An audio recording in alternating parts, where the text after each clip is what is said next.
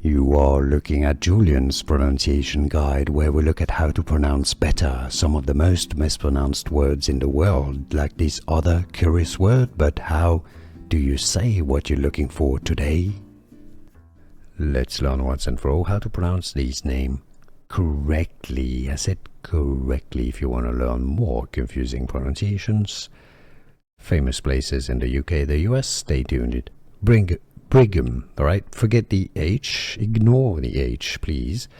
And then it's Brigham, it makes sense. And it's not Brigham, Brigham, a schwa sound. How to pronounce Brigham, that's in England, and same in the US. Brigham. Here are more videos on how to pronounce more confusing words and names too many mispronounced. Like this video if you found it useful. I appreciate your support. I'll see you soon and thanks for watching.